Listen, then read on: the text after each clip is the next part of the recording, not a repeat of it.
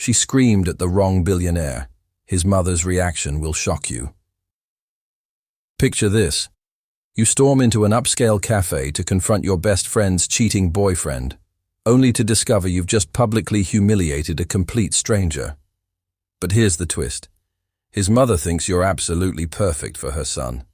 What happens next will shock you, and by the end of this story, you'll understand why sometimes the biggest mistakes lead to the most beautiful love stories. Madison Brooks pressed her face against the cold window of Sterling's Cafe on Michigan Avenue, her breath fogging the glass as she peered inside. Her heart pounded with righteous fury as she spotted him, the man in the burgundy velvet blazer with perfectly styled blonde hair and a white rose pinned to his lapel. That pretentious, backstabbing snake, she whispered to herself, watching him laugh with a stunning brunette across the intimate table. This was Jake Morrison, her best friend Emma's fiancé, and he was clearly cheating in the most public way possible. Madison had suspected something was wrong when Emma mentioned Jake had suddenly become too busy for their regular Sunday brunches. Now she had proof.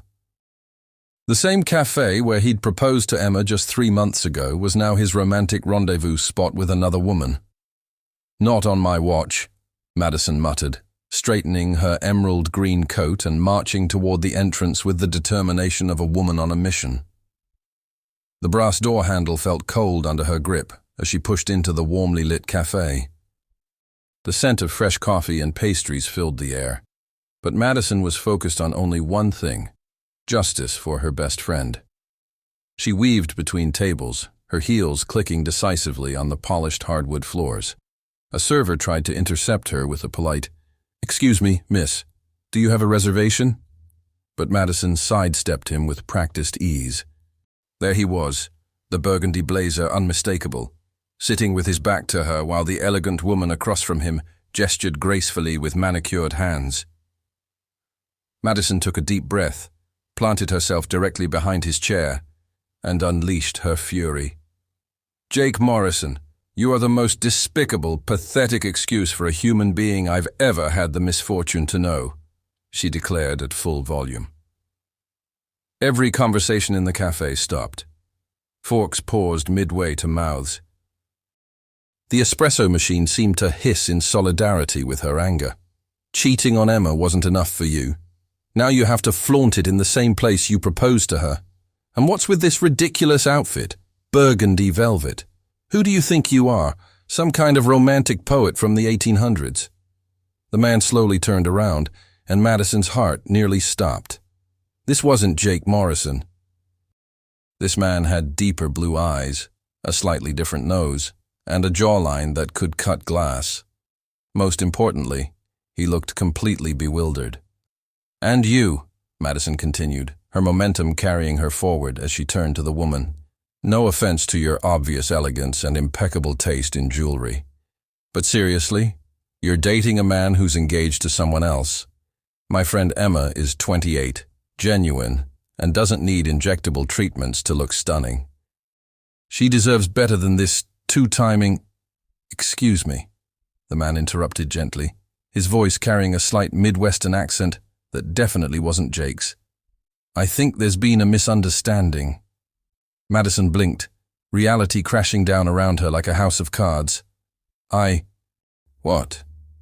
The elegant woman across from him, who Madison now realized was probably in her 60s with the kind of refined beauty that comes from good genes and better skincare, was smiling with obvious amusement.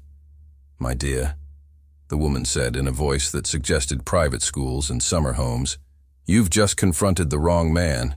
This is my son, Trevor Blackwood, and he doesn't know anyone named Emma. In fact, he's painfully single." Madison's eyes darted between the two, then desperately scanned the cafe. 2 tables over, partially hidden behind a pillar, sat the real Jake Morrison, also wearing a burgundy blazer, quickly settling his bill and preparing to escape while she'd been making a scene at the wrong table. "Oh no," Madison whispered, the color draining from her face. "Oh no, oh no, oh no." But before she could apologize and flee, the older woman stood up with the grace of someone accustomed to commanding attention. "I'm Victoria Blackwood," she announced, extending a perfectly manicured hand. "And you are absolutely magnificent." I'm Madison," she stammered, still mortified. "Madison Hayes. And I'm so sorry. I thought your son was a cheating scoundrel who needed to be publicly humiliated." Victoria's eyes twinkled with mischief. "My dear, you've just done something I've been trying to accomplish for 32 years. Trevor looked confused. "Mom, what are you talking about?" "You've finally met someone who isn't afraid to tell you exactly what she thinks," Victoria said, gesturing to Madison. "Do you know how refreshing this is? Usually, people just tell you what they think you want to hear because of your money and status." Madison was still trying to process what was happening. "Mrs. Blackwood, I really should go. I've caused enough disruption, and there's been a huge misunderstanding." "Nonsense," Victoria said firmly. "Madison Hayes, such a lovely, strong name. You've just proven exactly what kind of person you are. Loyal, brave, and willing to stand up for what's right. These are qualities my son desperately needs in his life." "Mom," Trevor said, a warning tone creeping into his voice, "please don't."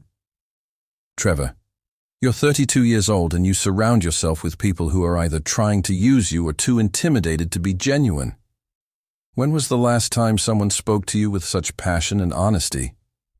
Madison looked between mother and son, feeling like she'd stumbled into some alternate reality. "I really think I should leave you two to your lunch. Again, I'm terribly sorry for the confusion." But Victoria was clearly just getting started. "Madison, are you single?" Yes, but I don't see what—" "Perfect. Trevor is also single, as I mentioned. Painfully, stubbornly single, despite my best efforts to introduce him to suitable women." Trevor rubbed his temples. "Oh, Mother, you can't be serious." "Oh, but I am." Victoria turned to address the entire cafe, which was still watching the drama unfold with rapt attention.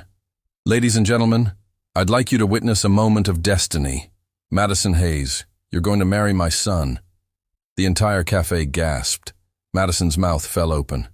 Trevor looked like he was considering hiding under the table. "Mrs. Blackwood, this is insane," Madison managed to say. "You don't even know me. I know enough. You're loyal. You speak your mind. You're not intimidated by wealth or status. And you have excellent instincts about character, albeit directed at the wrong person today. Trevor, if you don't marry this woman, I'm writing you out of my will. Mom, you can't force someone to marry me because they yelled at me in a cafe." "Watch me," Victoria said with a smile that suggested she was absolutely serious. "Madison, if you don't accept my proposal on Trevor's behalf, I'll have my lawyers sue you for public humiliation and defamation in front of 37 witnesses."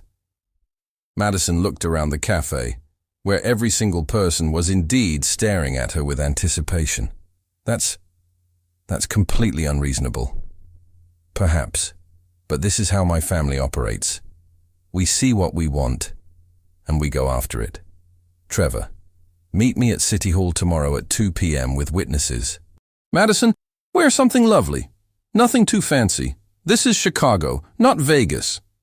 And with that announcement, Victoria Blackwood gathered her Hermes purse, kissed her bewildered son on the cheek, and glided out of the cafe like she hadn't just orchestrated the most unusual engagement in Chicago history.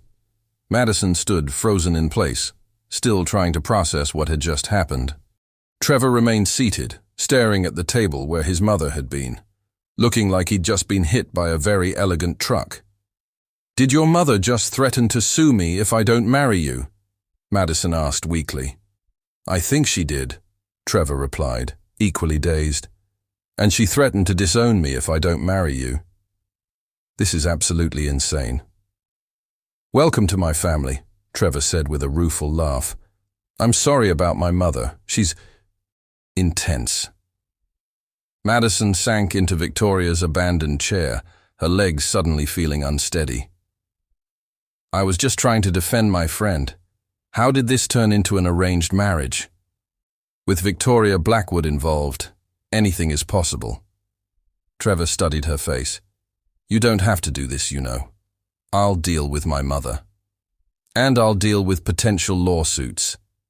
Madison shook her head. I'm an event coordinator at the Marriott downtown. I can't afford legal battles with wealthy families. They sat in silence for a moment, the cafe gradually returning to normal conversation around them, though Madison could feel curious glances still directed their way. Can I ask you something? Trevor said finally. After everything that just happened, I think you can ask me anything. What's your friend's story? Emma? The one you were defending? Madison's expression softened.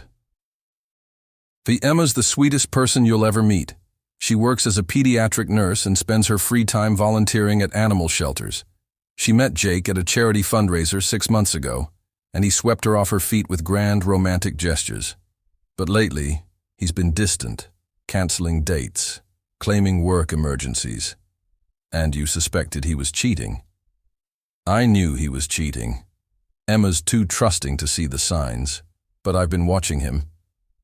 Today confirmed it, except I confronted the wrong burgundy blazer-wearing guy.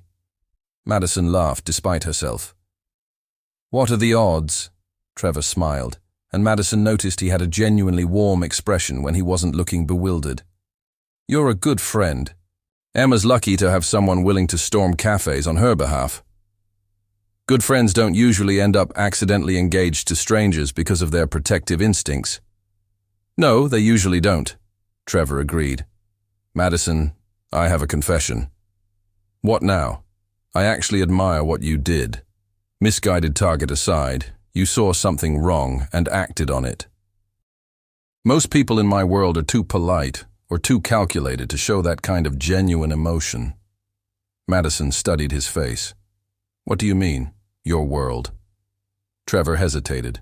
My family, we're not exactly ordinary. The Blackwood name carries a lot of weight in Chicago business circles. People tend to treat me differently when they know who I am. And who are you exactly? Someone who's about to marry a woman he met 5 minutes ago because his mother is convinced she knows what's best for everyone, Trevor said with a self-deprecating smile. Despite everything, Madison found herself laughing. This is absolutely the most ridiculous situation I've ever been in. Same here.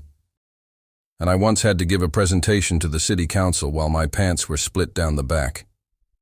Now that's a story I want to hear. Trevor's expression grew more serious. Madison, I meant what I said. You don't have to go through with this. I'll handle my mother, and if she tries to sue you, I'll make sure you have the best legal representation in the city. Madison considered his offer. She could walk away right now, chalk this up to the most embarrassing mistake of her life, and go back to her normal existence. But something about Trevor's genuine concern and his mother's unconventional confidence made her curious. What if I said yes? She asked quietly. To marrying me? To whatever crazy arrangement your mother has in mind. What exactly would that look like? Trevor leaned back in his chair, considering. Honestly, I have no idea. My mother doesn't make empty threats, so there would definitely be an actual wedding. As for what comes after, he shrugged. I suppose we'd figure it out as we go. This is insane, Madison repeated, but with less conviction than before. Completely insane, Trevor agreed, but also the most interesting thing that's happened to me in years. Madison's phone buzzed with a text from Emma.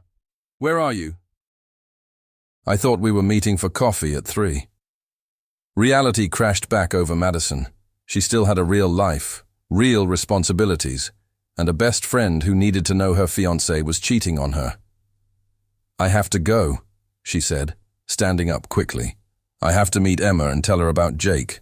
The real Jake, not you. Of course. Trevor stood as well.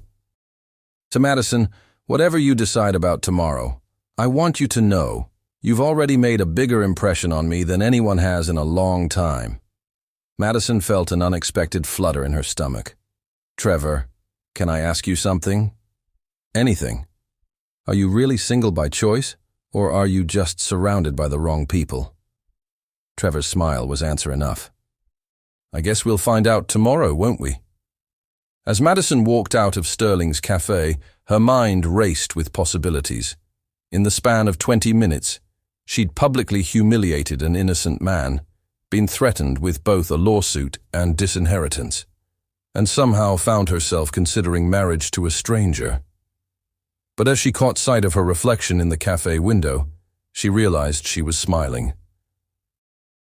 The next morning, Madison woke up in her Lincoln Park apartment wondering if the entire previous day had been an elaborate dream. But Emma's tearful phone call at midnight had confirmed that the Jake situation was all too real. After Madison had told her about witnessing his date with another woman, Emma had confronted him, and he'd admitted to cheating with his ex-girlfriend from college. "I can't believe I was so blind," Emma had sobbed over the phone. "How did you know to look for him at Sterling's?"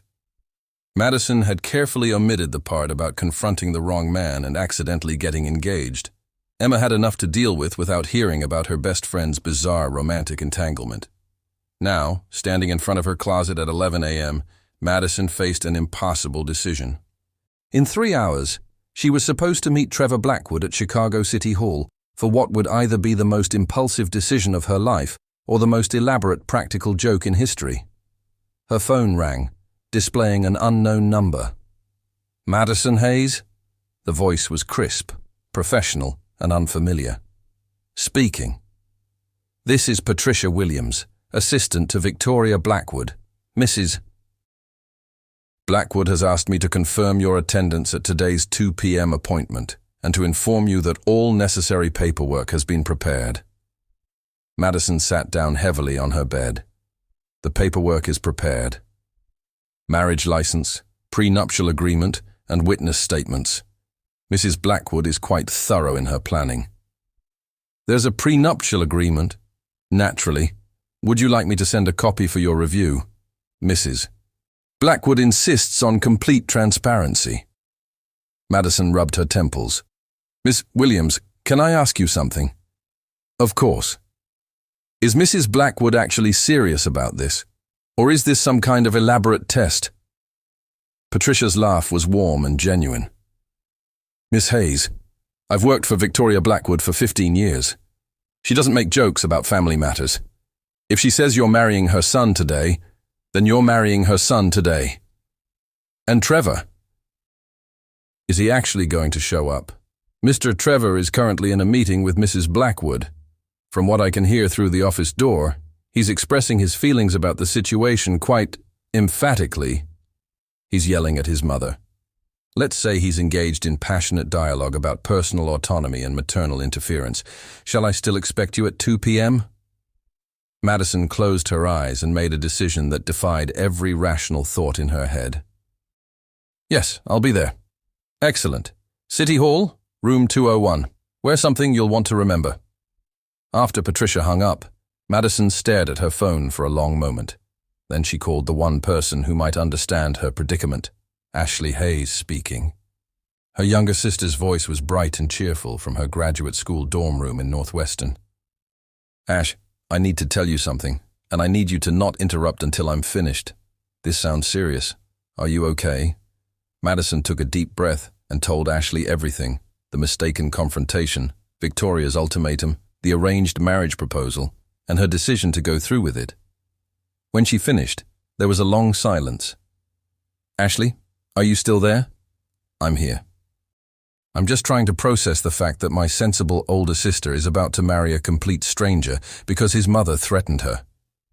When you put it like that, it sounds insane." "Madison, it is insane. But..." Ashley paused. "It's also the most spontaneous thing you've ever done in your life. Is that good or bad? Remember when we were kids and you used to plan your birthday parties 6 months in advance? You've been playing it safe for so long that maybe it's time for something completely unpredictable." Madison laughed despite her nerves. "So you think I should marry Trevor Blackwood? I think you should trust your instincts. You said yourself that you liked him, even after the initial embarrassment. And if his mother is that confident about the match, maybe she sees something you don't. Or maybe she's completely delusional.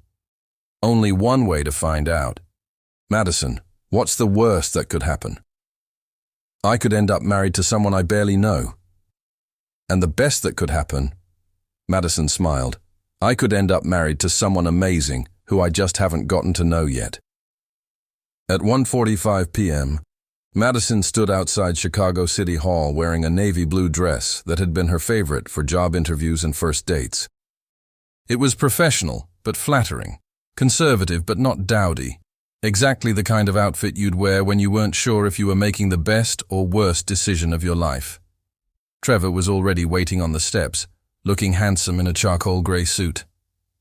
When he saw her approaching, his face broke into a smile that made her stomach flutter. "You came," he said, sounding genuinely surprised. "Did you think I wouldn't? I thought there was a 50-50 chance you'd come to your senses and flee the state." Madison laughed. "I considered it. What about you? Ready to go through with your mother's master plan?" "I've decided to embrace the chaos," Trevor said.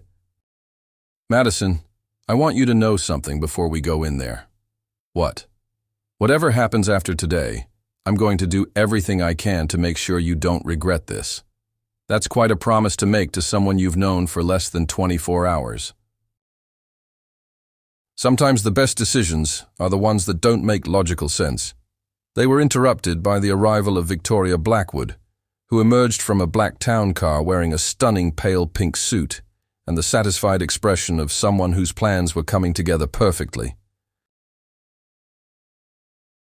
My dear children," she said, kissing them both on the cheek.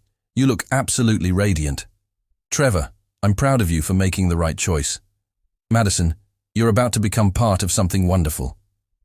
"Mrs. Blackwood," Madison said, "I have to ask, why are you so confident about this? You don't really know anything about me." Victoria smiled mysteriously. "My dear, I've been married to Trevor's father for 35 years. I know chemistry when I see it, and I saw it yesterday in that cafe. Sometimes love needs a little push to get started." "This is more than a little push," Trevor muttered. "This is a strategic intervention," Victoria corrected. "Now, shall we go make this official?" The ceremony lasted exactly 12 minutes. They signed papers, exchanged brief vows written by the city clerk, and became husband and wife with Victoria and Patricia as witnesses. There were no rings, no flowers, and no kiss, just the surreal reality of being legally married to someone she'd met the day before. "Congratulations, Mr. and Mrs. Blackwood," the clerk said with a practiced smile. "You're now legally married." Madison looked at Trevor, who looked back at her with an expression somewhere between bemusement and determination. "Well," she said quietly, "that happened." "It certainly did," Trevor agreed. "Mrs. Blackwood, what do we do now?" Victoria clapped her hands together. "Now, my darlings, you begin the adventure of getting to know your spouse. I've taken the liberty of preparing a place for you to start your new life together." "Mother," Trevor said warningly, "what did you do?" "I may have purchased a lovely apartment in Gold Coast. Consider it a wedding gift." Madison's eyes widened. "You bought us an apartment?" "A penthouse, actually. With a view of Lake Michigan. You'll love it." "Mom, you can't just buy people apartments." "I can, and I did." "Madison, dear, I assume you'll need time to collect your belongings and say goodbye to your current living situation." Madison nodded, still in shock. "I share a place with Emma, but given everything that happened with Jake, she'll probably want some space anyway." "Perfect. Trevor will help you move this weekend." "Won't you, dear?" Trevor looked at Madison with a mixture of apology and amusement. "I'd be honored to help my wife move into our new home." The word wife sent a thrill through Madison that she wasn't quite prepared for. 2 hours later, Madison sat in Emma's kitchen, trying to explain why she was suddenly married without revealing the full insanity of the situation. "So you're telling me," Emma said slowly, "that you met someone yesterday, fell head over heels, and decided to elope?" Something like that, Madison said, grateful that heartbreak had made Emma less observant than usual. Madison, this is so unlike you. You research restaurants for 2 weeks before making dinner reservations. Maybe it's time I stopped overthinking everything. Emma smiled sadly. Maybe you're right. After what happened with Jake, I'm starting to think all my careful planning and slow, steady relationship building was just a waste of time anyway. Em, not every guy is like Jake. How do you know Trevor isn't? It was a fair question, and one Madison couldn't answer honestly. She'd married someone she didn't know, based on a mother's intuition and her own inexplicable attraction to a man she'd met by accident. I guess I don't know, Madison admitted. But something about him feels right. Well, I hope you're happy, Emma said, hugging her. You deserve someone who appreciates how amazing you are. That evening, Madison stood in the doorway of a penthouse apartment that was 3 times the size of any place she'd ever lived. Floor-to-ceiling windows offered a breathtaking view of Lake Michigan, and the furnishings looked like something from an architectural magazine. Your mother has interesting taste, she said to Trevor, who was giving her a tour. She hired a decorator. This isn't really my style either. What is your style? Trevor smiled. More books, less crystal, more comfortable furniture, fewer priceless antiques. What about you? Madison looked around the pristine space. I like places that feel lived in. Cozy corners for reading, kitchens that invite cooking experiments, spaces that tell stories. We can change things, Trevor said quickly. This is your home now, too. We should make it feel like us. Us, Madison repeated. That's going to take some getting used to. They stood in the living room, the awkwardness of their situation suddenly overwhelming. They were married, but they were also strangers. They were sharing a home, but they didn't know each other's habits, preferences, or boundaries. Trevor, Madison said finally, we should probably talk about logistics, sleeping arrangements, personal space, expectations. Right, of course. Trevor ran a hand through his hair. There are 3 bedrooms. You can have whichever one you prefer, and I'll take another. We don't have to share space until, when we feel comfortable. Thank you. That takes some pressure off. Madison, I want you to know, I'm not expecting anything from this arrangement except the chance to get to know you. Whatever my mother's plans were, this is about us figuring out what works. And if we figure out that this was a terrible mistake. Trevor was quiet for a moment. Then we'll deal with that honestly too. Over the next few weeks, Madison and Trevor began the strange process of learning to live together while learning about each other. Madison discovered that Trevor was nothing like the wealthy, entitled businessman she'd initially assumed him to be. He woke up early to go running along the lakefront, made surprisingly good coffee, and had a habit of reading financial reports while eating cereal directly from the bowl. He was patient when she rearranged the furniture to make the space more comfortable, and he never made her feel like a guest in what was now technically her own home. Madison, in turn, revealed herself to be more complex than her confident cafe confrontation had suggested. She was thoughtful and observant, with a quick wit and a talent for making elaborate meals from seemingly random ingredients. She transformed their sterile penthouse into a home by adding plants, rearranging furniture for better conversation, and filling the space with books and music. You know, Trevor said one evening as they sat together reading in the living room she'd redesigned, my mother might actually be a genius. What makes you say that? A month ago, I was eating dinner alone every night in a perfectly organized apartment that felt like a hotel room. Now I have someone to talk to about everything from current events to childhood embarrassments, and I'm actually looking forward to coming home. Madison smiled, marking her place in her book. I have to admit, this isn't turning out the way I expected either. Better or worse? Definitely better. Though that's not saying much, considering I expected disaster. Thanks for the vote of confidence, Trevor said with a laugh. Trevor, can I ask you something personal? We're married. I think personal questions are allowed. What do you actually do for work? You've been vague about the family business, and I realize I don't really know what you do all day. Trevor's expression became more serious. That's complicated. Complicated how? The Blackwood name is attached to several major Chicago businesses: real estate development, tech investment, some hospitality ventures. I'm basically involved in overseeing operations and strategic planning. That sounds impressive but vague. It's vague because I've been trying not to overwhelm you with the reality of what marrying into my family actually means. Madison set down her book completely.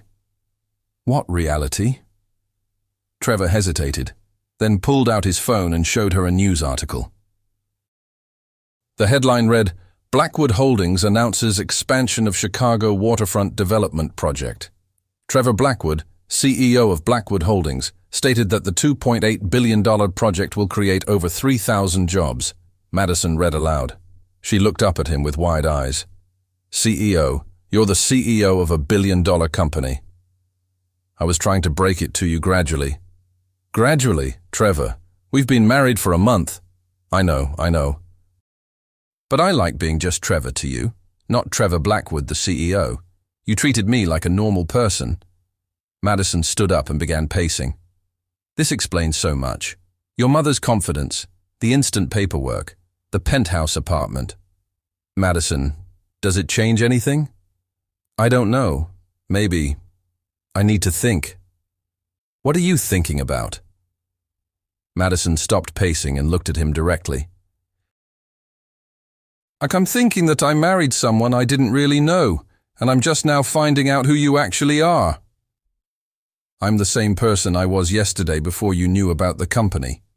Are you? Because the Trevor I've been getting to know makes coffee and does laundry and watches movies with me on Sunday afternoons. That Trevor feels like my equal. CEO Trevor feels like someone who's been humoring his accidentally acquired wife. Trevor stood up and crossed the room to her. Madison, look at me. I am the same person. The only thing that's changed is your perception. That's exactly the problem. What do you mean? I mean that for the past month, I've been falling for someone I thought I understood. Now I find out that you've been keeping huge parts of your life from me. Trevor's expression softened. You've been falling for me, Madison blushed, realizing what she'd admitted. That's not the point. It's exactly the point. Madison, I've been falling for you too. Not because of some arrangement my mother made, but because you make me laugh, you challenge me to think differently, and you've turned our apartment into the first place that's ever felt like home. Trevor, let me finish. I didn't tell you about the extent of the business because I wanted you to know me, not my bank account or my title. I wanted whatever developed between us to be real. Madison felt her anger deflating, replaced by confusion and hope. So what happens now? Now we decide if what we've built over the past month is strong enough to handle the reality of who we are in the outside world. And who are we in the outside world? Trevor smiled. I guess we're about to find out. The next morning, Madison discovered exactly what being married to Trevor Blackwood meant when she arrived at her job at the Marriott to find her boss, Stephen Caldwell, waiting for her with an expression of barely contained excitement. Madison, we need to talk, he said, ushering her into his office. I just received a very interesting phone call from the Blackwood Holdings corporate office. Madison's stomach dropped. Oh no. Madison, they want to partner with us on their new waterfront hotel project. Do you have any idea what kind of opportunity this is? Stephen, I should probably tell you something. They specifically requested you as the primary liaison for the partnership. Apparently, they were impressed with your work and want you to lead the project coordination. Madison closed her eyes. Stephen, I'm married to Trevor Blackwood. The silence in the room was deafening. You're married to Trevor Blackwood, Stephen repeated slowly. As of last month, yes. The Trevor Blackwood, CEO of Blackwood Holdings. That's the one. Stephen sat down heavily in his chair. Madison, why are you working here if you're married to one of the wealthiest men in Chicago? Because it's my job, and I like it. And I was hoping to keep my professional life separate from my personal life. That's going to be complicated now. I'm starting to realize that... Over the following weeks, Madison learned that privacy was a luxury she'd lost the moment she became Mrs. Trevor Blackwood. Chicago social media buzzed with speculation about the CEO's mysterious new wife. Fashion bloggers analyzed her outfits when she appeared at business events. Society columnists tried to dig up information about her background and their courtship. I feel like I'm living in a fishbowl, Madison complained to Ashley during one of their weekly phone calls. Are you regretting the marriage? Madison considered the question. Despite the public attention and the adjustment to Trevor's world, she found herself genuinely happy. Trevor had been patient with her fears about the media attention, protective of her privacy whenever possible, and increasingly affectionate as they grew closer. No, I'm not regretting it, but I am struggling with feeling like I've lost control of my own narrative. What do you mean? People keep trying to figure out our story. How we met, why we got married so quickly, whether it's real or some kind of business arrangement, and the truth is so absurd that we can't actually tell anyone. Have you and Trevor talked about going public with the real story? Madison laughed. Can you imagine? But we got married because his mother threatened to sue me after I yelled at him for being someone else's cheating boyfriend. No one would believe it. It would make a great romantic comedy. It would make a great case study in impulsive decision-making. But even as Madison struggled with the public aspects of her new life, her private relationship with Trevor continued to deepen. They had fallen into comfortable routines, morning coffee together, evening walks along the lake, weekend grocery shopping that somehow always turned into elaborate cooking experiments. I have a confession, Trevor said one Saturday evening as they worked together to make homemade pasta. What kind of confession? I've never actually made pasta from scratch before. I've been pretending to know what I'm doing and following your lead. Madison laughed, flour dusting her hands as she rolled out dough. I've never made pasta either. I've been improvising and hoping for the best. So we're both faking our way through this. Apparently. But it seems to be working. Trevor moved behind her, his hands covering hers as he helped guide the pasta machine. Madison, can I tell you something? Always. I love this. The normalcy of it. The way we figure things out together. Madison leaned back against him, feeling the solid warmth of his chest against her back. I love it too. Even with all the complications, the media attention, the business obligations, my mother's ongoing interference, especially with the complications. Easy relationships are boring. Trevor turned her around in his arms, his expression serious. Madison, I think I'm falling in love with you.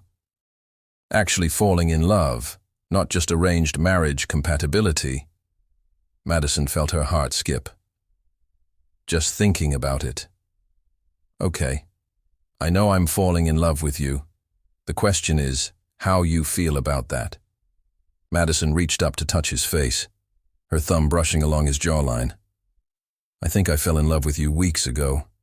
I was just too scared to admit it. Scared of what? Scared that this was all too good to be true.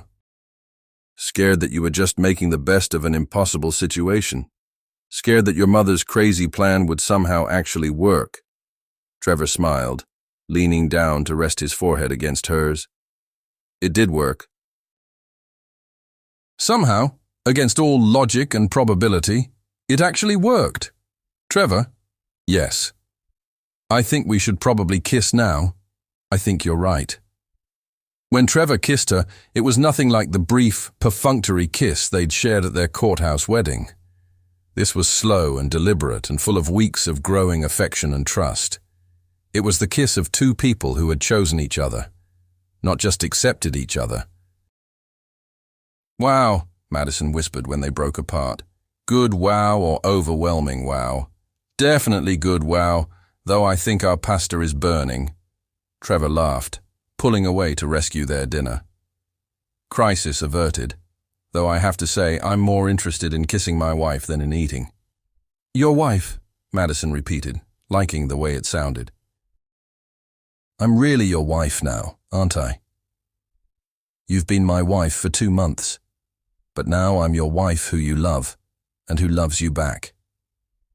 That's a much better kind of wife to be. 3 months after their unconventional wedding, Madison and Trevor were finally settling into their marriage when Victoria Blackwood announced that it was time for a proper celebration. Mother, we've been married for months, Trevor protested during one of their weekly family dinners. And if we were going to have a wedding reception, shouldn't we have done it immediately? Nonsense, Victoria said, cutting her salmon with precision. You needed time to fall properly in love first. A celebration is only meaningful when there's genuine emotion behind it. How did you know we'd fall in love? Madison asked. What if your plan hadn't worked? Victoria smiled mysteriously. My dear, I've been married for 35 years and I've raised 2 children. I recognize chemistry when I see it. You two were attracted to each other from the moment you stopped shouting. I was mortified, not attracted, Madison protested. Mortification can be very attractive when it's genuine. Trevor, you were smitten from the moment she started defending her friend's honor. Trevor looked at Madison with affection. She's not wrong. Even when I thought you were completely crazy, I was impressed by your passion. And now I know you're completely crazy, and I love that about you. Victoria clapped her hands together. Perfect. The reception is planned for next month. I've booked the Fairmont for 300 guests. 300 guests? Madison nearly choked on her wine. Mrs. Blackwood, we don't know 300 people? Of course you do, dear. There's family, business associates, Trevor's friends from college, your family and friends, plus the essential Chicago social connections. I don't have Chicago social connections. You do now. You're a Blackwood. After dinner, as they drove home through the city, Madison was unusually quiet. Having second thoughts about the reception? Trevor asked. Having second thoughts about being a Blackwood, Madison admitted. Your mother talks about essential social connections and business obligations like they're natural parts of marriage. But I don't know how to be the wife of a CEO. I don't know how to make small talk with society people or navigate political business relationships. Trevor pulled the car over and turned to face her. Madison, you don't have to become someone else to be my wife. I fell in love with the woman who yells at strangers in cafes when she thinks they're being unjust. I don't want you to turn into some polished society wife. But that's what your world expects. Then maybe my world needs to adjust its expectations. Trevor, I'm serious. At the charity gala last week, I overheard someone saying I was charmingly unconventional, like I was an amusing pet your family had adopted. Trevor's expression darkened. Who said that? It doesn't matter who said it. The point is that people see me as an outsider who doesn't belong in your life. Madison, look at me. The only opinions that matter are yours and mine. Everyone else can adjust or keep their thoughts to themselves. It's not that simple. Why not? Madison struggled to put her feelings into words. Because I love you, and I don't want to be the reason people think less of you or your business judgment.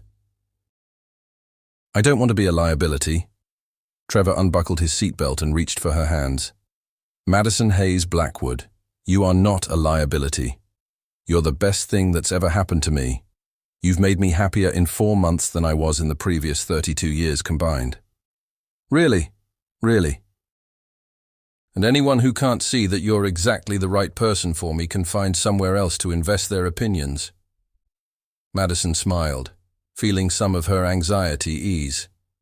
Your mother is right about one thing. What's that? You are pretty smitten with me. Completely gone, Trevor agreed, leaning over to kiss her. Absolutely crazy about my wife. even when she causes scenes in public places. Especially when she causes scenes in public places. The reception Victoria planned was, unsurprisingly, elegant and overwhelming. The Fairmont's ballroom was decorated in white and gold, with thousands of flowers and enough champagne to float a yacht.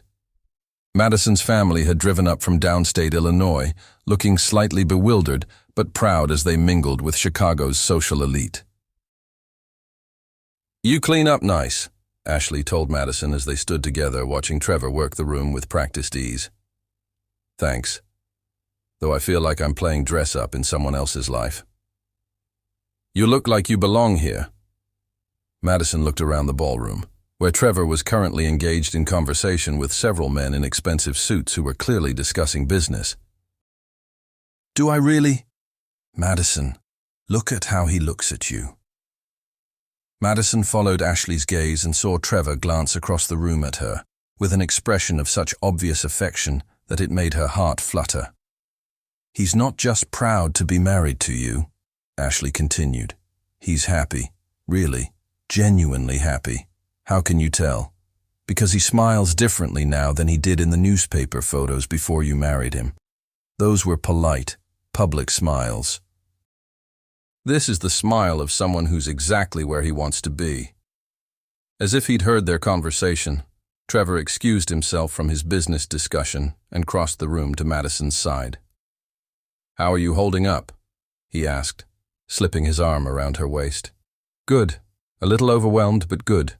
Want to dance? I should probably warn you that I'm not much of a dancer." "Neither am I." "We can figure it out together."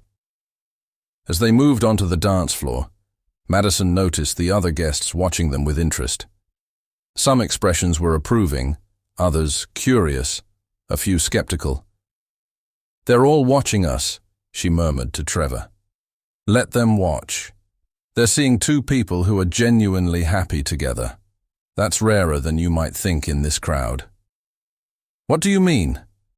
Trevor spun her gently, then pulled her close again. "Half the marriages in this room are business arrangements or social conveniences. They're probably trying to figure out why we look like we actually enjoy each other's company. And why do we enjoy each other's company? Because we chose each other. Even if the initial circumstances were unconventional, everything since then has been our choice." Madison looked up at him, struck by the truth of his statement. "You're right. We did choose each other. Best decision I ever made, even though your mother forced your hand. My mother created an opportunity. What we did with it was up to us." As the evening continued, Madison found herself relaxing and actually enjoying the celebration. Victoria had been right. It felt good to publicly acknowledge what had grown between them. When it came time for toasts, Trevor surprised Madison by asking for the microphone. "Most of you know that Madison and I had an unconventional beginning," he said, his voice carrying easily across the ballroom. "What you might not know is that Madison taught me something important about taking chances." Madison felt her cheeks redden as every eye in the room focused on them. 5 months ago, I thought I had my life perfectly planned and controlled. Then Madison burst into my world, literally burst in, with passion and conviction and absolutely no regard for what was proper or expected. She showed me that the best things in life happen when you're brave enough to embrace the unexpected. Trevor turned to look directly at Madison. "Madison, you've made me braver, happier, and infinitely more grateful for every day. Thank you for taking a chance on a stranger. And thank you for choosing to love me even after you found out how complicated my life could be." The ballroom erupted in applause, but Madison only heard Trevor's words echoing in her heart. When he returned to her side, she stood on her tiptoes to whisper in his ear, "I love you too, Trevor Blackwood." Complications and all. Good thing, since we're stuck with each other now. Completely stuck, Madison agreed, kissing him in front of 300 witnesses who had come to celebrate their impossible love story. 6 months into their marriage, Madison and Trevor had settled into a rhythm that felt natural and easy. Madison had been promoted to events director at the Marriott, largely due to her success coordinating the partnership with Blackwood Holdings. Trevor had started coming home earlier, prioritizing their time together over the endless business dinners that had once filled his evenings. They were having breakfast on a Saturday morning when Trevor brought up a subject they'd been dancing around for weeks. "Madison, I've been thinking about something. That sounds ominous." "Not ominous, just significant." Trevor set down his coffee cup and looked at her seriously. "Bayi, how do you feel about children?" Madison's heart skipped. "Children in general, or children specifically belonging to us?" "Our children. Hypothetical future Blackwood babies." Madison smiled, warmth spreading through her chest. "I think hypothetical future Blackwood babies sound wonderful. Why do you ask?" "Because I've been thinking about what our life could look like 5 years from now, 10 years from now. And in every version, I imagine, there are little people running around who have your eyes and your sense of justice." "Just my eyes and sense of justice? What about your genes?" "Fine. They can have my height and my mother's determination to get their way no matter what." Madison laughed. "That sounds like a dangerous combination." "It sounds perfect," Trevor said, reaching across the table to take her hand. Madison, I know we're still relatively newlyweds, and I don't want to pressure you into anything you're not ready for. But I love you, and I love the life we're building together, and I'd love to expand it." Madison felt tears pricking at her eyes. "Trevor, are you asking me if I want to have children with you?" "I'm asking if you want to start trying to have children with me." "Yes," Madison said without hesitation. "Absolutely yes." "Really? Really?" "Though I should warn you that any children of mine are likely to inherit my tendency to speak first and think later. I'm counting on it. Someone needs to keep the next generation of Blackwoods humble." 2 months later, Madison stood in their bathroom staring at a positive pregnancy test, her heart racing with excitement and disbelief. "Trevor," she called, her voice shaking slightly. "What's wrong?" He appeared in the doorway immediately, concern written across his face. "Nothing's wrong. Everything's perfect." She held up the test with a trembling hand. "We're going to have a baby." Trevor's expression shifted from concern to wonder to pure joy in the space of 3 seconds. He crossed the bathroom in 2 strides and swept Madison into his arms, spinning her around while she laughed and cried simultaneously. "We're having a baby," he repeated, as if testing the words. "Madison, we're having a baby. How do you feel about that?" "Terrified and thrilled and grateful and completely overwhelmed," Trevor said, setting her down gently. "How do you feel?" "Exactly the same. Plus nauseous, which apparently is normal. We should call the doctor, schedule an appointment, start taking vitamins." "Trevor," Madison interrupted, laughing at his immediate shift into planning mode. "Breathe. We have 9 months to figure everything out." "Right. Of course. I'm just—" He ran his hands through his hair. "I'm going to be a father. You're going to be an amazing father. How can you be so sure?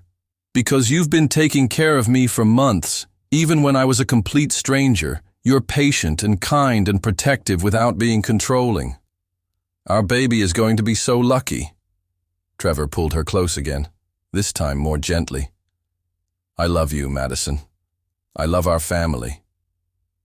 "Our family," Madison repeated, liking the sound of it. "I love that too." They decided to wait until the 12-week mark to tell Victoria. But Victoria Blackwood had developed what she claimed was an uncanny sense for these things. "You're glowing," she announced when they arrived for Sunday dinner 3 weeks later. "Thank you," Madison said uncertainly. "Madison, dear, you have the unmistakable glow of early pregnancy." "When were you planning to tell me I'm going to be a grandmother?" Trevor and Madison exchanged glances. "How did you know?" Trevor asked. "Darling, I've been waiting for this announcement since your wedding day. Plus, Madison ordered sparkling water instead of wine, and she's been unconsciously touching her stomach all evening. Madison looked down and realized she had indeed been resting her hand on her still flat belly. "We wanted to wait until the second trimester," Madison explained. "Of course you did. Very sensible. I, however, am not sensible when it comes to grandchildren. I've already started planning the nursery." "Mom, we just found out.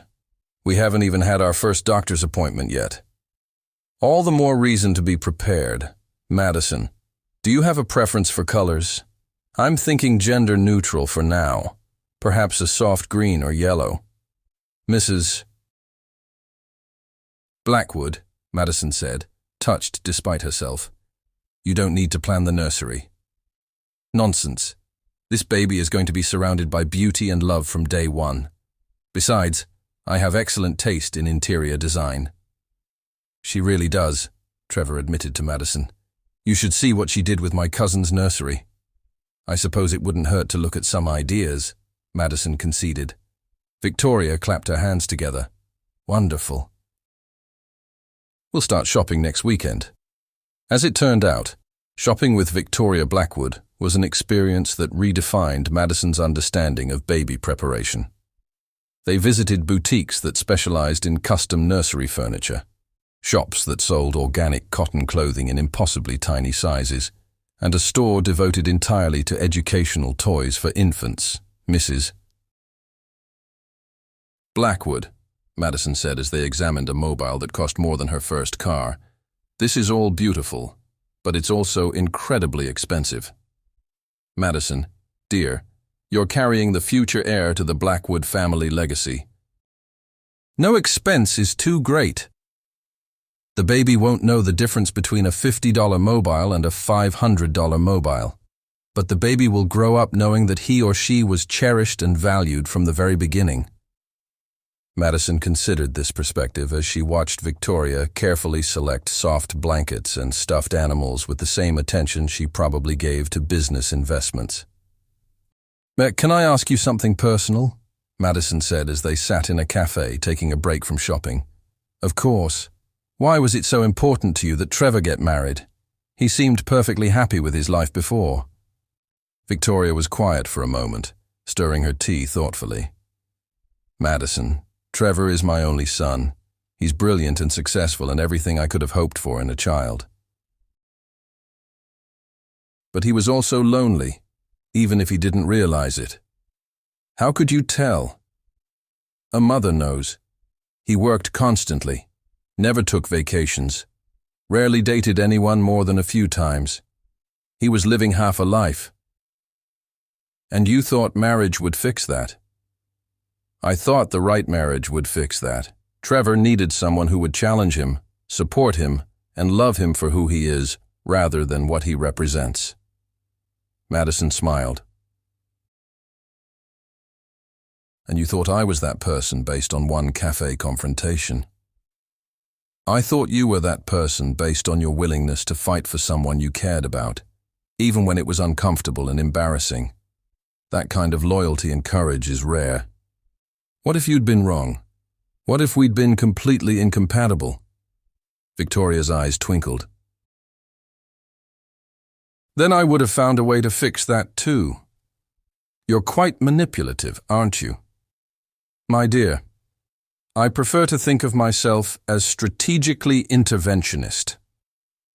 The pregnancy progressed smoothly, with Madison experiencing the typical symptoms of fatigue and morning sickness, but overall feeling healthy and happy. Trevor became increasingly protective and attentive, sometimes to Madison's amusement. "You don't have to carry my purse," Madison told him as they walked through the mall during her second trimester. "I'm pregnant, not disabled." "I know, but it looks heavy. It's the same purse I've carried for 2 years, but now you're carrying extra weight." Madison stopped walking and turned to face him. "And Trevor, I love that you want to take care of me, but you're going to drive yourself crazy if you treat me like I'm made of glass for the next 6 months. I'm just worried about you, about both of you. We're fine, better than fine. but I need you to trust that I know my own limitations." Trevor looked sheepish. "I'm being overprotective, aren't I?" "A little, though it's sweet. I've never been responsible for someone else's well-being before." "Not like this." Madison softened, realizing that Trevor's hovering came from love, not doubt about her capabilities. "Trevor, you're not responsible for my well-being. We're partners in this. I'll tell you if I need help, and you trust me to make good decisions about what I can handle. Deal?" "But I'm still carrying the purse if it looks heavy." "Deal." As Madison's pregnancy became visible, she found herself dealing with increased attention from both the media and Chicago society. Pregnancy photos appeared in gossip magazines, speculation about baby names filled social media, and every public appearance was analyzed for clues about her due date. "I feel like a celebrity," Madison complained to Emma during one of their coffee dates. "And a very boring celebrity whose main talent is growing a human being." "How is Trevor handling the attention?" "Better than I am. He's used to being in the public eye. For me, it's still weird to have strangers invested in my personal life." "Any regrets about marrying into such a high-profile family?" Madison considered the question. Despite the media attention and social pressures, her answer was easy. "None. Trevor makes all of this worth it. He's been incredible through the pregnancy, supportive without being overbearing, excited without being pushy about names or plans.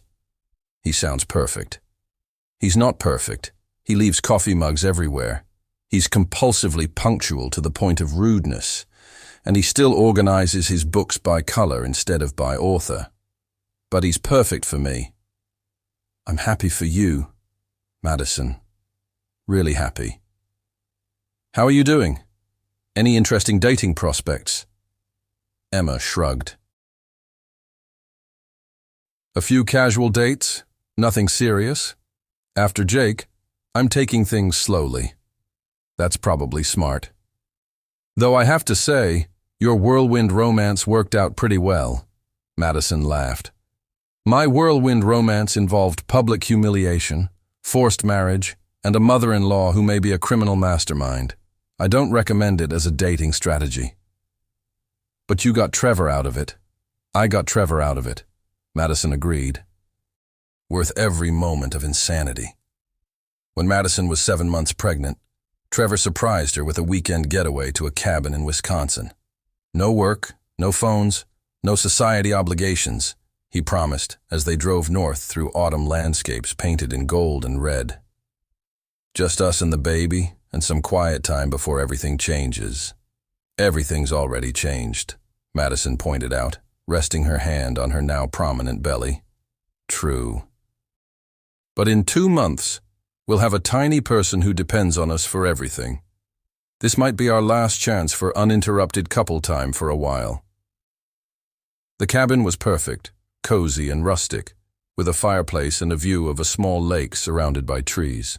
They spent the weekend cooking together, reading, taking slow walks, and talking about their hopes and fears for parenthood. "I keep thinking about what kind of father I want to be," Trevor said as they sat by the fire on their last evening. "What kind do you want to be?" "Present, involved, not the kind who's too busy with work to know what's happening in his child's life. You won't be that kind of father." "How can you be sure?" Madison smiled, shifting to get comfortable with her growing belly. "Because you've already rearranged your entire schedule to accommodate doctor's appointments and baby shopping trips. You've read more pregnancy and parenting books than I have. You talk to the baby every night when you think I'm asleep." Trevor blushed. "You noticed that. Kinda hard to miss when you're lying right next to me having earnest conversations with my stomach about current events and baseball statistics. I want the baby to recognize my voice. The baby will definitely recognize your voice. And more importantly, the baby will grow up knowing that Daddy was excited to meet them from the very beginning." "I am excited. Terrified, but excited." "Me too. Though I think the terror is normal." "What are you most worried about?" Madison considered the question. Honestly, I'm worried about how becoming parents will change us, not just individually, but as a couple. We're still figuring out how to be married, and now we're adding a baby to the equation. Madison, look at me! Trevor moved closer to her on the couch. Whatever challenges come with parenthood, we'll handle them the same way we've handled everything else. Together.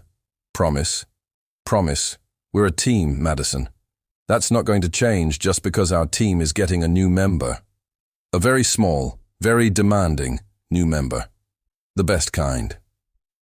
2 weeks before Madison's due date, she went into labor during a business dinner at one of Chicago's most exclusive restaurants. Trevor, she said quietly, touching his arm as he discussed quarterly projections with several investors. I think we need to leave. Of course. Let me just finish. Now, Trevor, like, right now. Something in her tone made him look at her more carefully. Madison was breathing slowly and deliberately, her hand pressed to her lower back. Oh, Trevor said, understanding immediately. Oh. Excuse us, he announced to the table, but my wife is in labor. The reaction around the table was immediate and chaotic. Business cards were forgotten as everyone offered advice, called for cars, and generally tried to help while getting in the way. Trevor, Madison said through gritted teeth as another contraction hit, get me out of here before I have this baby in front of the Chicago Board of Trade. Right. Car. Hospital. Got it. What followed was a blur of rushed goodbyes, a frantic drive through downtown traffic, and Madison gripping Trevor's hand so tightly she was probably cutting off his circulation. You're doing great, Trevor kept saying as they waited for the elevator at the hospital. I'm not doing anything yet, Madison panted. The real work hasn't started. You're already doing great at being in labor. That's not a thing, Trevor. It is now. 12 hours later, Madison and Trevor welcomed their daughter into the world. She was tiny and perfect, with dark hair like Madison's and blue eyes like Trevor's, and she had a surprisingly strong grip for someone who weighed less than 7 pounds. She's beautiful, Trevor whispered, tears streaming down his face as he held his daughter for the first time. She's ours, Madison said, exhausted but euphoric. Hello, baby girl, Trevor said softly to their daughter. I'm your daddy, and I've been waiting to meet you for 9 months. The baby opened her eyes and seemed to focus on Trevor's face, as if she recognized his voice from all those bedtime conversations. I think she knows you, Madison said, her heart swelling as she watched Trevor fall completely in love with their daughter. What should we call her? Trevor asked. They'd discussed names throughout the pregnancy, but had never settled on anything definitive. Madison looked at their daughter, taking in her delicate features and alert expression. What about Charlotte? Charlotte Rose Blackwood. Charlotte Rose, Trevor repeated, testing the name. It's perfect. Hello, Charlotte, Madison said, taking her daughter back into her arms. Welcome to the world, sweet girl. Victoria arrived at the hospital within an hour, carrying enough flowers to stock a florist shop and wearing an expression of pure joy. Where is my granddaughter? She announced as she swept into Madison's room. Victoria, meet Charlotte Rose Blackwood, Trevor said, carefully placing the baby in his mother's arms. Victoria looked down at Charlotte with an expression Madison had never seen before, soft and wondering and completely besotted. Oh, my darling girl, Victoria whispered. You're absolutely perfect, aren't you? Yes, you are. I think you've created a monster, Madison told Trevor as they watched Victoria coo over Charlotte. My mother as a grandmother is going to be a force of nature, Trevor agreed. Charlotte is going to be so spoiled. Charlotte is going to be so loved, Victoria corrected without looking up from the baby. And that's exactly as it should be. Over the next few days, as they adjusted to life with a newborn, Madison marveled at how naturally Trevor took to fatherhood. He changed diapers without complaint, walked the floors with Charlotte when she was fussy, and insisted on taking the night feedings so Madison could rest. Oh, you're a natural at this, Madison told him one morning as she watched him efficiently prepare a bottle while holding Charlotte against his shoulder. "I'm terrified I'm going to do something wrong." "That's what makes you a good father. You care enough to worry." "I love her so much it's almost overwhelming," Trevor admitted. "I never knew it was possible to love someone this much this quickly." "Welcome to parenthood. It only gets more intense from here. Good thing we're in this together." As Charlotte grew from a newborn into an infant with distinct personality traits, Madison and Trevor discovered that their daughter had inherited the best and most challenging aspects of both parents. She was alert and curious like Madison, but also determined and strong-willed. She was social and charming like Trevor, but also incredibly stubborn when she didn't get her way. "She's definitely your daughter," Trevor said one afternoon as 6-month-old Charlotte systematically threw every toy out of her playpen with obvious satisfaction. "She's definitely your daughter," Madison countered. "Look at that expression. She's not just throwing toys randomly. She's conducting an experiment to see how we'll react." "A scientific 6-month-old. Great. It could be worse. She could have inherited your mother's strategic planning abilities." "Don't even joke about that. The world isn't ready for a baby Machiavelli." Victoria, predictably, was completely enchanted with Charlotte and had appointed herself the primary grandparent, despite Madison's parents' equal claim to the title. "She's clearly advanced for her age," Victoria announced during one of her daily visits. "Look at how she tracks objects with her eyes. And her grip strength is remarkable." "Victoria, she's a normal baby," Madison said with amusement. "All babies track objects and grab things. Not like Charlotte. She's special." "Of course she's special. She's our daughter. But she's also a regular human baby who needs normal baby care, not a curriculum in advanced development." "Madison, darling, there's nothing wrong with giving a child every advantage. There's also nothing wrong with letting a child be a child." Trevor intervened before the discussion could become an argument. "Mom, we appreciate how much you love Charlotte, but Madison and I need to find our own way as parents." "Of course, dear. I'm just offering suggestions. Suggestions that come with detailed implementation plans and shopping lists," Madison muttered. "Organization is a virtue, Madison." Despite Victoria's occasionally overwhelming enthusiasm, Madison had to admit that having such devoted grandparents was a gift. Charlotte was surrounded by people who loved her unconditionally, and Madison and Trevor had built-in support whenever they needed help. "Your mother offered to babysit tomorrow night," Madison told Trevor as they got ready for bed one evening. Charlotte was finally sleeping through the night, which meant they could have actual conversations again. "That's nice of her. Any particular reason?" "She thinks we need a date night to reconnect as a couple." Trevor paused in brushing his teeth. "Do we need to reconnect as a couple?" Madison considered the question. Since Charlotte's birth, they'd been focused entirely on learning to be parents. Their conversations revolved around feeding schedules and sleep patterns. Their physical relationship had been on hold while Madison recovered from childbirth, and they adjusted to constant exhaustion. "Maybe we do," she admitted. "When was the last time we talked about something other than the baby?" "I honestly can't remember." "So maybe a date night is a good idea. Where would we go?" "Somewhere we can have uninterrupted conversation and remember why we fell in love in the first place." "I never forgot why I fell in love with you," Trevor said, sitting on the edge of the bed next to her. No, but I wouldn't mind spending an evening remembering what it feels like to be alone together." The next evening, Madison found herself getting dressed for a dinner date with her husband for the first time in months. She took extra care with her hair and makeup, wore a dress that made her feel attractive rather than purely functional, and realized how much she'd missed feeling like a woman rather than just a mother. "You look beautiful," Trevor said when she emerged from their bedroom. "I feel like myself again." "You've been yourself all along, just a new version of yourself."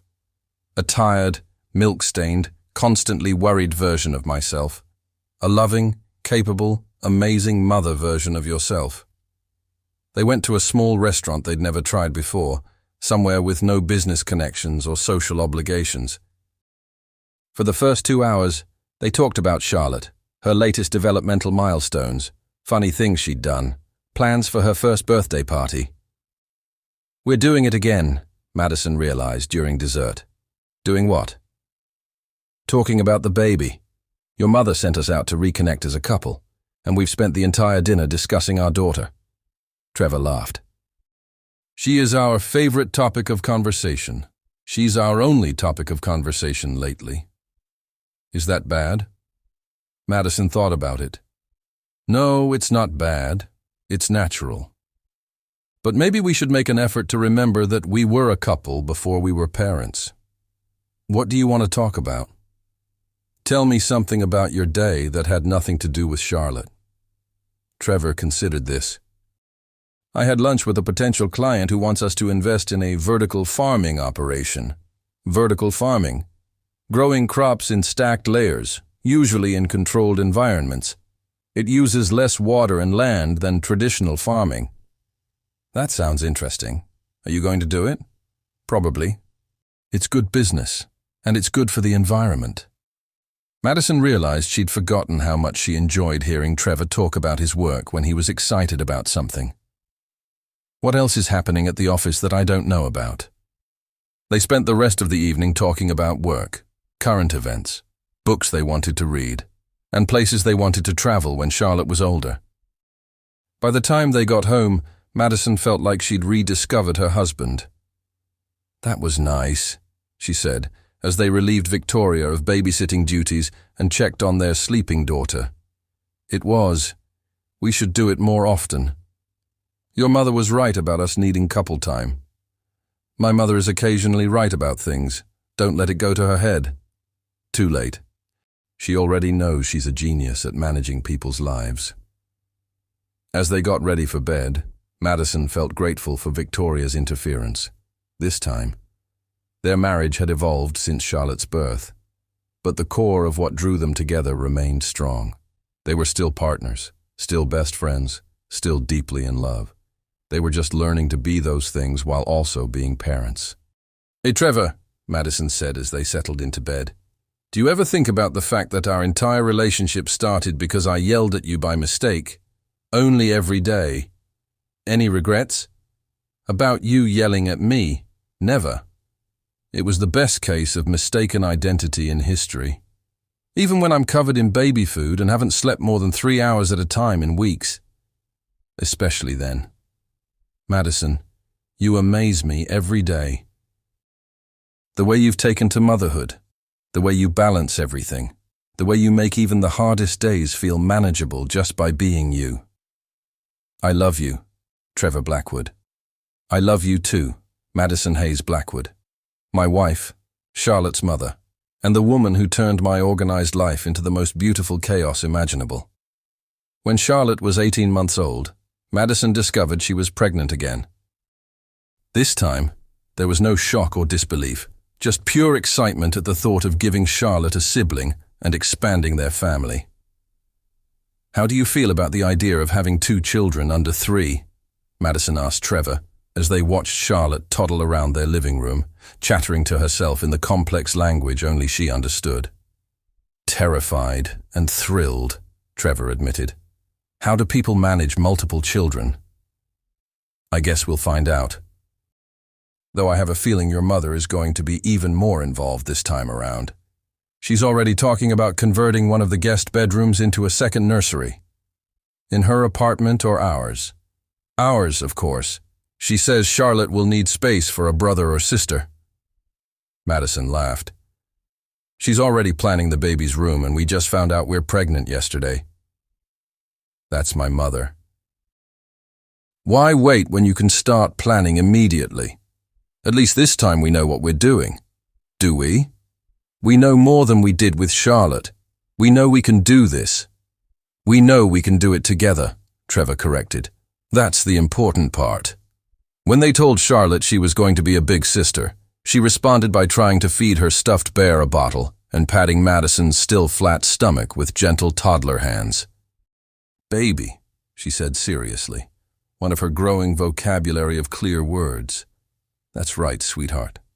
There's a baby in Mommy's tummy.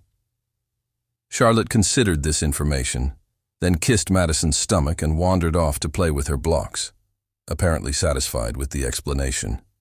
I think she approves, Trevor said. I think she has no idea what's coming. None of us do, really. The second pregnancy was different from the first, more challenging physically because Madison was chasing a toddler while dealing with morning sickness, but easier emotionally because she knew what to expect.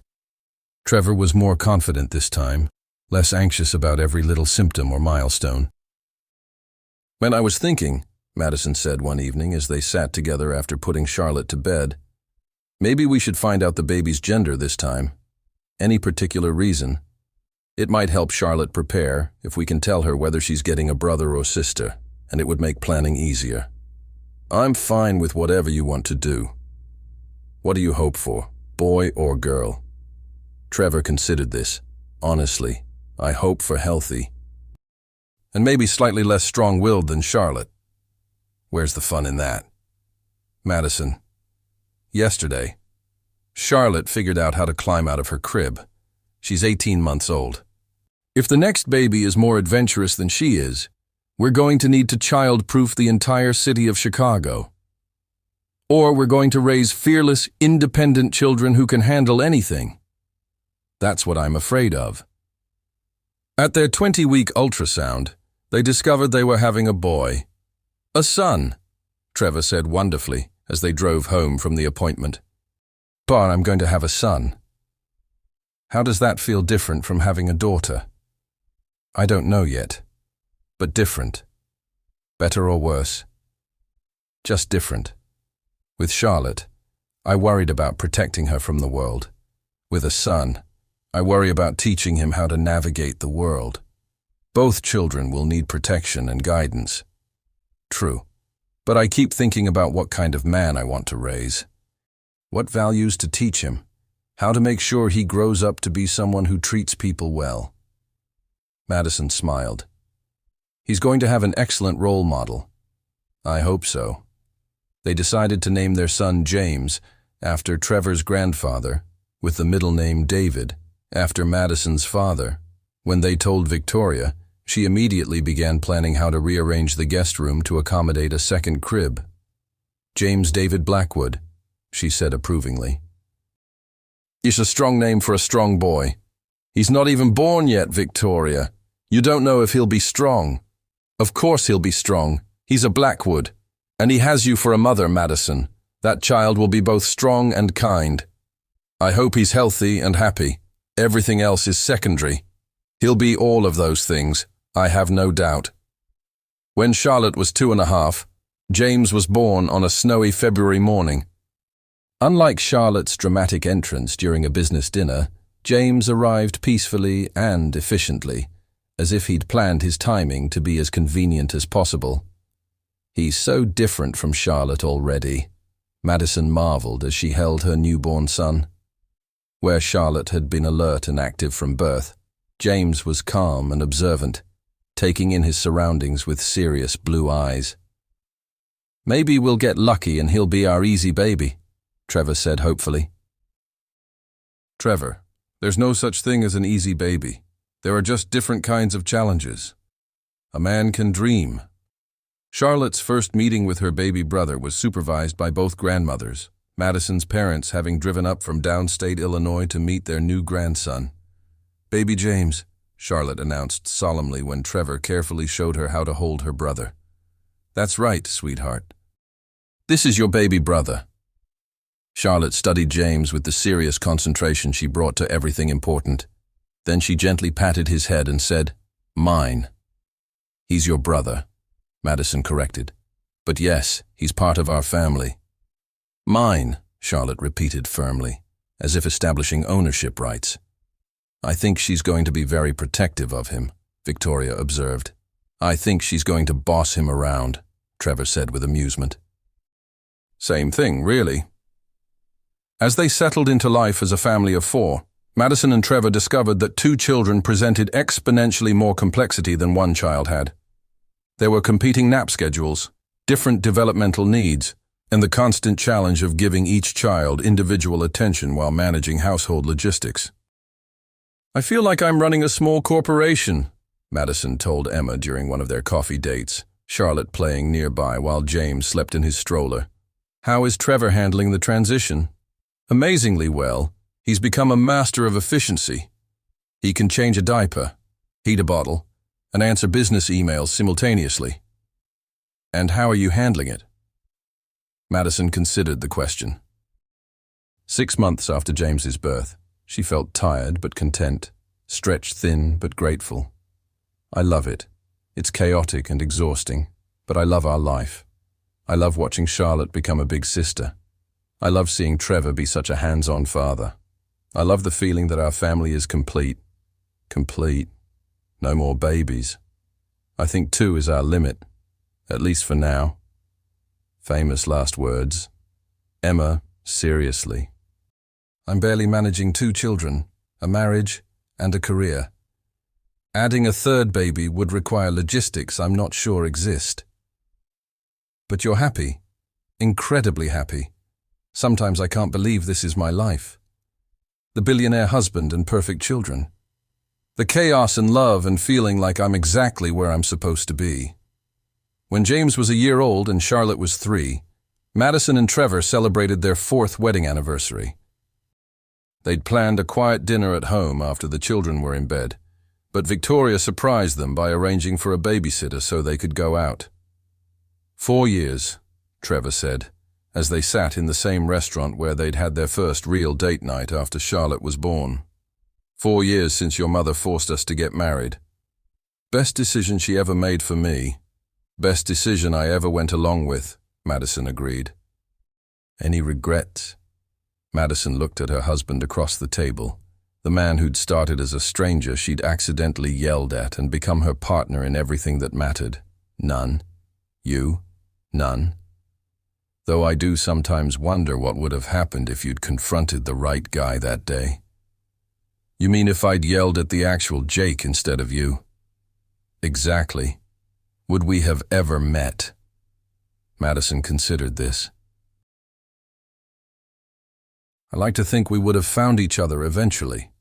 Maybe not through public humiliation and maternal interference, but somehow. You think? I think some people are meant to be together, even if the path is unconventional, or completely insane.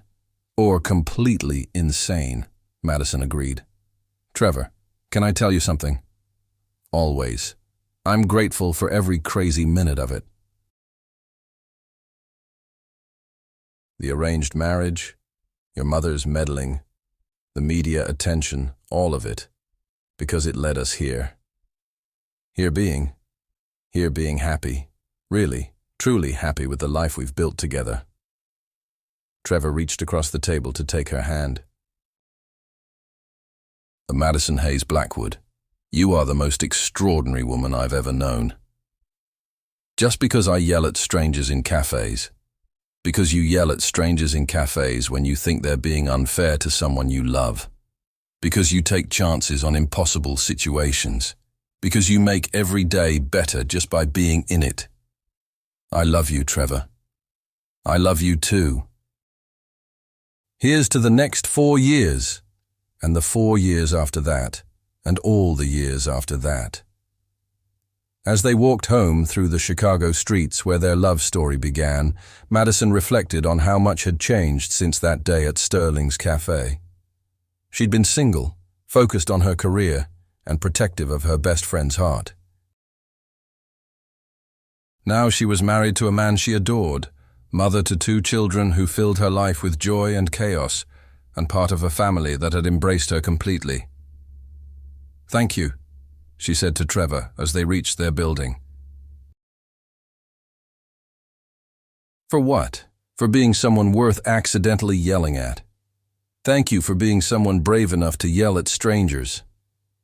Think our kids will be proud of how we met? I think our kids will be embarrassed by how we met until they're old enough to appreciate a good love story. And then... Tex, And then I think they'll understand that sometimes the best things in life happen when you're brave enough to make a scene. As they rode the elevator up to their apartment, where their children slept peacefully, and their life together waited, Madison knew that Trevor was right, to Pedro. Sometimes love required making a scene, taking a chance, and trusting that the chaos would lead somewhere beautiful. Their love story had started with mistaken identity and maternal manipulation, but it had become something real and lasting and true. And every day, as she watched Trevor play with their children or caught him looking at her with the same affection he'd shown since their first real conversation, Madison was grateful for every impossible coincidence that had brought them together. Some love stories begin with love at first sight. Others begin with friendship that slowly deepens into romance. But theirs had begun with public humiliation and ended with the kind of happiness that made all the chaos worthwhile. And in the end, that made it the perfect love story for them. What did you think about Madison and Trevor's incredible journey from strangers to soulmates?